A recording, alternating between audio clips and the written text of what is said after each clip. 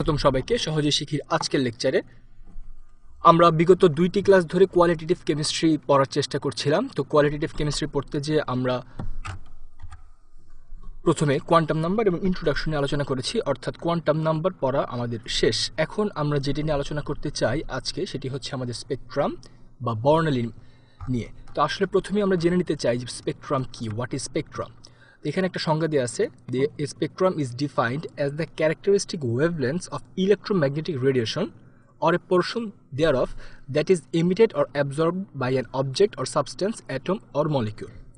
অর্থাৎ কোনো একটি সাবস্টেন্স, অ্যাটম বা মলিকিউলকে আমরা যদি কোনোভাবে শক্তি দিতে পারি, এর ভিতরে কিছু চেঞ্জ হতে পারে, যে কারণে আমরা একটা নির্দিষ্ট তরঙ্গ দৈর্ঘ্যের একটা ইলেকট্রোম্যাগনেটিক রেডিয়েশন দেখতে পাবো। এই যে একটা ইলেকট্রোম্যাগনেটিক রেডিয়েশন দেখতে পাবো সেটা হচ্ছে আমাদের স্পেকট্রাম বা বর্ণালী। তাহলে আমরা আসলে চিন্তা করতে পারি যে বর্ণালী আমরা কোথায় দেখি। প্রকৃতিতে বর্ণালী দেখার একটা চমৎকার উদাহরণ হচ্ছে আমাদের রংধনু, যে বৃষ্টির পানির ফোঁটার ভিতর দিয়ে আলোগুলো বিভিন্নভাবে ছড়িয়ে যায়, স্ক্যাটার্ড হয়, এই কারণে আমরা খুব চমৎকার রংধনু দেখতে পাই। তো এখন যেহেতু প্রকৃতিতে আমরা দেখতে পাই এরকম একটি বর্ণালী যদি আমরা আমাদের বাস্তব জীবনে নিজেরা তৈরি করে নিতে চাই, তাহলে আমাদের একটা যন্ত্র দরকার। তো এই যে যন্ত্রটা নিয়ে আমরা কাজ করব স্পেকট্রাম তৈরি করতে, সেই যন্ত্রটার নাম হচ্ছে স্পেকট্রোফটোমিটার বা স্পেকট্রোমিটার।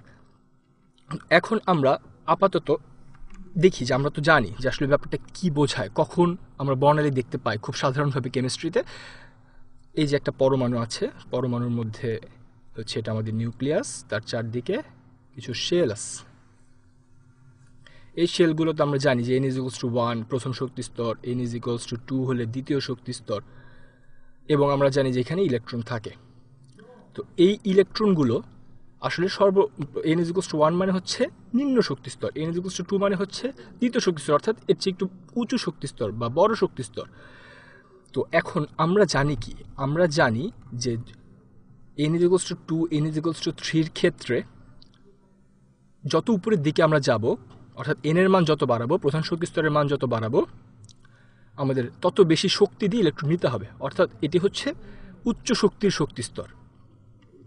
অর্থাৎ এখানে যে ইলেকট্রনটা থাকবে তার ভিতরে যে শক্তি, সেটি এখানে যে ইলেকট্রন থাকবে তার ভিতরে শক্তির চেয়ে কম, তার ভিতরে শক্তির চেয়ে বেশি, উচ্চ শক্তি স্তরে শক্তি বেশি।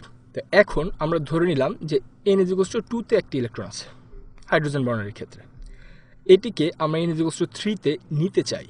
যখনই আমরা উচ্চ শক্তি স্তরে নিতে চাবো, তখন অবশ্যই তার কিছু পরিমাণ শক্তি শোষণ করতে হবে, এবং এইখান থেকে এখানে ইলেকট্রন যাওয়ার ফলে কিছু পরিমাণ শক্তি তো সে শোষণ করবে। এই যে শোষণ করলো, এখানে তখন আমরা একটা বর্ণালী দেখতে পাবো, একটা আলো দেখতে পাবো। এই যে আলোটা আমরা দেখতে পেলাম, এটি হচ্ছে বর্ণালী। আবার যখন পঞ্চম শক্তি স্তরে আমরা ধরে নিলাম একটি ইলেকট্রন আছে, সেটিকে আমরা নিচে নামায় নিয়ে আসতে চাই। যখনই নিচের দিকে নিয়ে আসতে চাবো, তখন সে কিছু পরিমাণ শক্তি বিকিরণ করবে, অর্থাৎ কিছু পরিমাণ শক্তি ছেড়ে দিবে। এই যে ছেড়ে দিল, এর ফলে যে আমরা একটা আলো দেখতে পাবো, এটিকে বলা হবে বিকিরণ বর্ণালী। অর্থাৎ যখন এদিকে যাবে তখন সেটা হবে শোষণ বর্ণালী বা অ্যাবজর্পশন স্পেকট্রাম, আর যখন ফিরে আসবে তখন সেটাকে বলা হবে হচ্ছে আমাদের বিকিরণ বর্ণালী বা ইমিশন স্পেকট্রাম। তো এই ব্যাপারটি আমরা এই ছবিতে যদি দেখি, এই যে একটা ছবি, যে কোনো একটা ক্ষেত্রে n=5 এর ক্ষেত্রে একটি ইলেকট্রন আছে, সেটিকে আমরা n=2 তে নিয়ে আসতে চাই। তখন সে কিছু একটা আলো দেখায়। যেহেতু আলো দেখায় এবং সেটি যদি ভিজিবল রেঞ্জের ভিতর হয়, তাহলে আমরা আলোটা দেখতে পারবো। তো এই বোর পরমাণু মডেল অনুযায়ী আমরা কি জানি? বোর পরমাণু মডেল অনুযায়ী আমরা জানি যে ইলেকট্রনের এই n=2, 3 এগুলোর শক্তি উপরের দিকে আস্তে আস্তে বাড়তে থাকে, এবং নির্দিষ্ট পরিমাণ শক্তি প্রয়োগ করলে ইলেকট্রনকে একটি শক্তি স্তর থেকে উপরের শক্তি স্তরে নিয়ে আসা যায়, এবং উপর থেকে আবার নিচেও নামায় নিয়ে আসা যায়। যখন নিয়ে আসা যায়, তখন এখানে কিছু পরিমাণ শক্তি শোষিত হয় অথবা বিকিরিত হয়, এবং এটার যে রূপ সেটি হচ্ছে আমাদের বর্ণালীর মাধ্যমে বের হয়ে আসে। এখন আমরা দেখতে চাই যে এর উপর ভিত্তি করে বিজ্ঞানীরা কয়েকটি ভাগে ভাগ করেছে। এই সিরিজগুলোকে বলা হয় যে n=1 n=2 এগুলোর উপর ভিত্তি করে যখন উপর থেকে নিচে আসবে, তাদেরকে কিছু নাম দেওয়া হয়েছে বোর মডেলের অনুসারে। যেমন এগুলোকে 5টি ভাগে ভাগ করা যায়। একটা হচ্ছে লাইম্যান সিরিজ, বামার সিরিজ, এই যে Lyman series, Balmer series, Paschen series, Brackett series, এবং আরেকটা আছে সেটি হচ্ছে আমাদের ফান্ড সিরিজ। এছাড়াও আরেকটি সিরিজ আছে যেটিকে বলা হয় হচ্ছে আমাদের হামফ্রি সিরিজ। এখন আসলে কি বোঝায়? ধরে নিলাম যে একটা হাইড্রোজেন পরমাণু আছে, এটাই ধরে নিলাম যে আমাদের সেই হাইড্রোজেন পরমাণু। n = 1 হচ্ছে তার প্রথম শক্তি স্তর, n = 2 হচ্ছে আমাদের দ্বিতীয় শক্তি স্তর। এখন একটি সূত্র দ্বারা আমরা এই রশ্মিটা যখন উপর থেকে নিচে আসে বা নিচ থেকে উপরে যায়, সেটা আসলে কত তরঙ্গ দৈর্ঘ্যের আমরা দেখতে পারবো কি পারবো না, তার ওয়েভ লেন্থটা কি, এটা জানার জন্য আমরা একটা ইকুয়েশন ইউজ করতে পারি, যে ইকুয়েশনটা হচ্ছে বামার-রিডবার্গ ইকুয়েশন। এই ইকুয়েশনটা হচ্ছে 1/λ = RH বা R 1/n1² - 1/n2², যেখানে n1 is less than n2। এটা দ্বারা কি বোঝে আমরা দেখব। আর হচ্ছে আমাদের রিডবার্গ কনস্ট্যান্ট, যার মান হচ্ছে 1.097 × 10⁷ মিটার। এখন n দ্বারা কি বোঝায়? প্রথম n এবং দ্বিতীয় n, এখানে অবশ্যই একটা জিনিস মনে রাখতে হবে যে n2 মান অবশ্যই বড় হবে। কেন বড় হবে? এটার জন্য আমরা আরেকটু ভালোভাবে যদি দেখি, এই ইকুয়েশনটা যদি দেখি যে nl এবং nh, আমরা যদি n1 2 3 4 n1 - n2 মনে না রাখতে চাই, তাহলে nl - nh। nl মানে হচ্ছে আমাদের লোয়ার, অর্থাৎ ইলেকট্রনটি কোথা থেকে কোথায় আসবে, লোয়ার n2। যেমন ধরে নিলাম আমরা পঞ্চম শক্তি স্তর থেকে আমরা দ্বিতীয় শক্তি স্তরে নিয়ে আসতে চাই, তাহলে nl এর মান কত হবে? 2। আর nh মানে হচ্ছে আমাদের হায়ার, অর্থাৎ হাইয়েস্ট, সবচেয়ে উপর, তাহলে nh এর মান কত হবে? 5।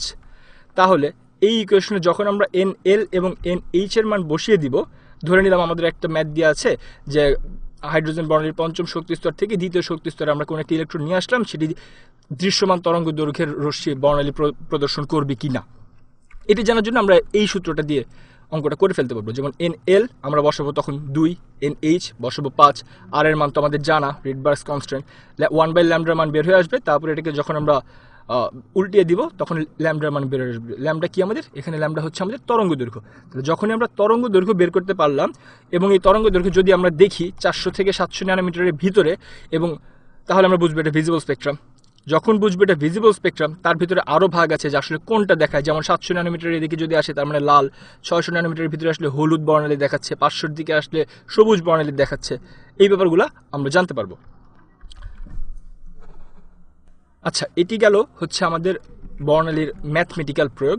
এখন আমরা দেখি যে বর্ণালী দিয়ে আসলে আমরা কী কী অ্যাপ্লিকেশন করতে পারি, বর্ণালী দিয়ে আসলে আমরা কী কী করি। তা আমাদের বইয়ের যে ব্যাপারগুলো আছে সেটি হচ্ছে যে বর্ণালী দিয়ে আমরা জাল টাকা শনাক্তকরণে বর্ণালী ব্যবহার করতে পারি। সেখানে ইউভি ফসফোর পদার্থ থাকে, ফ্লোরোসেন্ট পদার্থ থাকে, যার উপর যদি আমরা লাইট ফেলি সেটা নির্দিষ্ট তরঙ্গ দৈর্ঘ্যের একটা বর্ণালী প্রদর্শন করে। যদি করে তাহলে সেটা বুঝবো হচ্ছে আমাদের আসল টাকা, যদি না করে তাহলে হচ্ছে জাল টাকা। এছাড়া হচ্ছে আমাদের এমআরআই করতে, অর্থাৎ ম্যাগনেটিক রেজোন্যান্স ইমেজিংয়ের ক্ষেত্রে আমাদের বর্ণালী ইউজ করা হয়। নিউক্লিয়ার ম্যাগনেটিক রেজোন্যান্স এনএমআর এর ক্ষেত্রে, চিকিৎসা ক্ষেত্রে আইআর রশ্মির ব্যবহার করা হয়, রোগ নির্ণয় এমআরআই, এই ব্যাপারগুলো আমাদের বইয়ে আছে। এগুলো অ্যাপ্লিকেশন, অর্থাৎ বর্ণালী দিয়ে এই কাজগুলো আমরা করতে পারি। তো আজকের ক্লাসে আমরা যেটুকু শিখলাম, ইন শর্ট আমরা দেখতে পারলাম যে হোয়াট ইজ স্পেকট্রাম, বর্ণালী কী, বর্ণালী মিতি কী, এটি দিয়ে আসলে কী করা হয়, এবং এর ম্যাথমেটিক্যাল প্রবলেম কিছু আমরা নেক্সট ক্লাসে আবার সলভ করব, দু একটি। আর আমরা দেখলাম যে বাস্তবিক অ্যাপ্লিকেশন, অর্থাৎ রিয়েলিস্টিক অ্যাপ্লিকেশন কী কী করতে পারি আমরা এটুকু দিয়ে। ধন্যবাদ সবাইকে।